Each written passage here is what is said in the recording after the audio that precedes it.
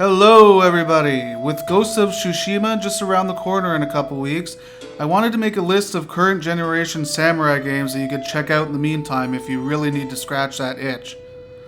While making this list, it became very apparent that most of the games on here are niche titles, so there should be something here for everybody. All of these games on the list are excellent titles, so they're in no particular order. So without further ado, here are the 8 best current gen samurai games. First up, I want to talk about Shadow Tactics Blades of the Shogun. This is a tactical stealth game made by Me Games, the same guys that just brought us the excellent Desperados 3. So if you know what Desperados is, then you'll have a good grasp on how Shadow Tactics works because it's very similar in terms of gameplay. And just like Desperados, you'll make good use of that quick save button due to its cutthroat difficulty and trial and error progression. But it's supposed to be like that, and it's super fun figuring out the best course of action. Shadow Tactics has 13 well-crafted levels, and the point of the game is just to reach the other side without getting your gonads hibachied by the carefully placed enemies patrolling each area. You can queue up multiple actions and then have everyone execute them at once during times when otherwise you wouldn't be able to do it individually. It's all about analyzing an entire area and determining which combination of skills you can use to wipe out the entire command post. And there's always surprisingly a massive number of choices to go about doing it. This one definitely shouldn't be missed. Next up is Samurai Shodown. I had to put this one on the list for all you fighter fans out there. This is a soft reboot that came out last year, developed by SNK, who have brought you a ton of great games throughout the years, including 11 other Samurai Shodown games. Yes, this is the 12th in the series. I'm not here to give you a history lesson though. The majority of you probably know who SNK is from all of those re-releases in the Switch store. Samurai Shodown has a very deliberate pace, where it's more about reading your opponent and landing a single strike rather than dishing out a constant flurry. The whole roster is very mechanically diverse and have unique personalities. Samurai Shodown is one of those games that isn't too difficult to learn, but tough to master, making it pretty accessible for both casual and hardcore gamers. The visuals are hyper stylized and a little silly, obviously taking influence from Street Fighter 4 and 5. There's not really too much else that I could say about this game, except that it's just a really solid fighter with samurais in it. Okay, so For Honor isn't purely a samurai game, so I might be kinda breaking one of my rules for this list, but it probably has the most technical swordplay controls on this list. Combined with dodges, parries, counters, guard breaks, light and heavy attacks, combos, throws, stuns, and executions to say the least, makes this one of the most intricate action games ever made. You will require precise timing, tactics, and reflexes, pitting 3 factions against each other's, the samurais, the knights, and the Vikings. You can attack from the top, bottom, left, and right, and also have to block accordingly. And yeah, it's a lot to take in. There's steep learning curves that requires patience and adaptive thinking. With a whole slew of heroes and fighting styles, this game remains pretty balanced. One thing that I should mention though, is that you don't buy this game for the story mode. The multiplayer is the star of the show here. Thankfully, even 3 years after release, there are still people playing online. I checked before I put this game on the list. Onimusha Warlords is a remaster that came out last year. The original game came out for PlayStation 2 back in 2001, if you can believe that, almost 20 years ago. And I absolutely loved it when it came out.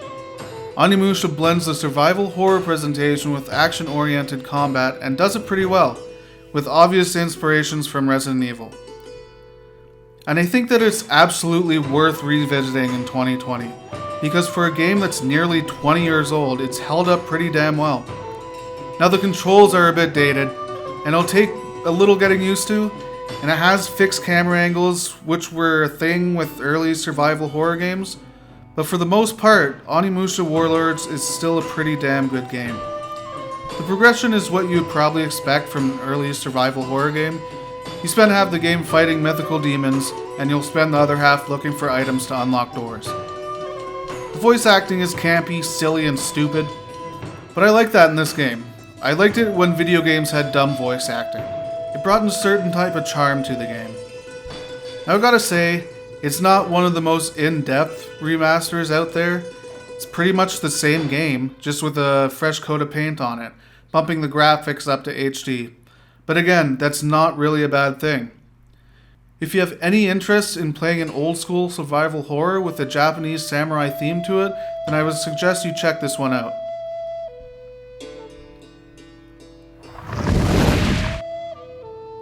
Next up on the list is Samurai Warriors 4-2. Now, Samurai Warriors 4-2 is not an expansion for Samurai Warriors 4, nor is it a sequel. It's more of a remake or a definitive edition.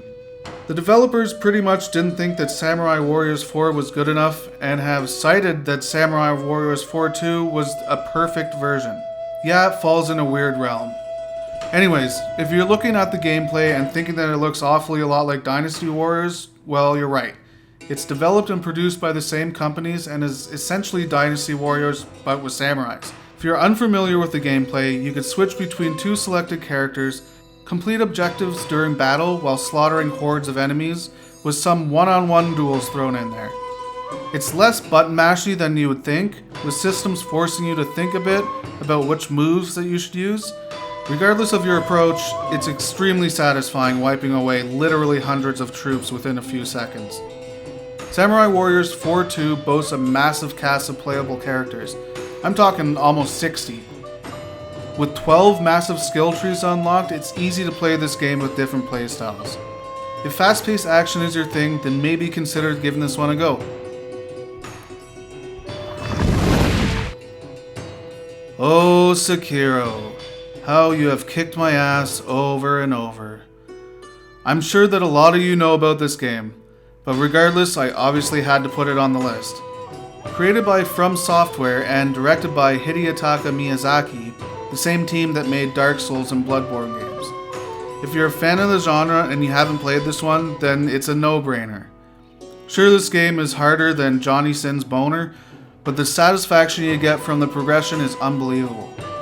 While using the same DNA as Soulsborne games, Sekiro is very much a stealth action game.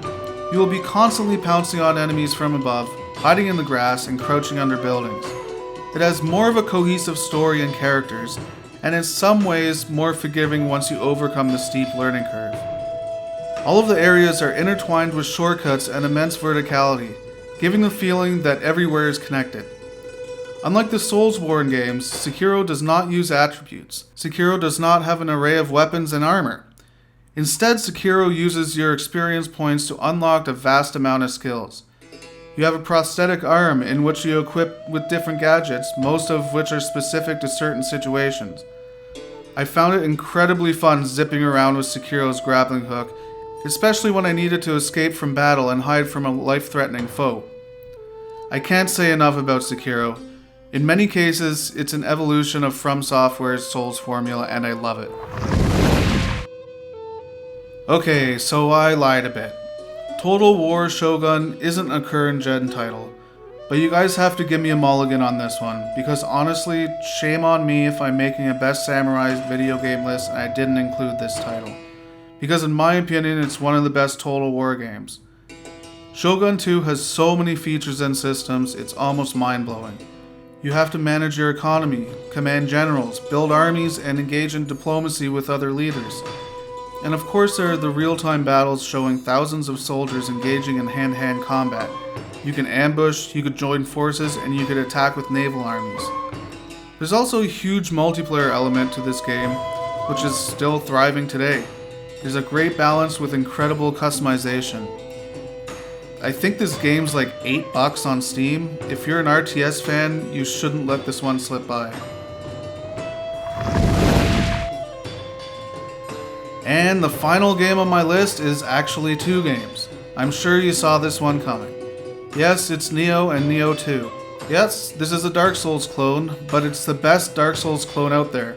And what's even better is that it's a Samurai Souls clone. Everything from the tough rewarding combat to the epic boss battles to the sprawling and interconnected level design is shamelessly borrowed from the Dark Souls systems. But what makes Nioh so different from its older stepbrother is that it has a fresh combat system. That coupled with its charming and lighthearted themes make these games unique in their own way. Nioh has excellent swordplay and the combat is actually deeper than Dark Souls because it has a stance switching system which makes you feel samurai as fuck. You could also hit a button timed perfectly after an attack to regain some of your ki that you've used up, which is essentially your endurance.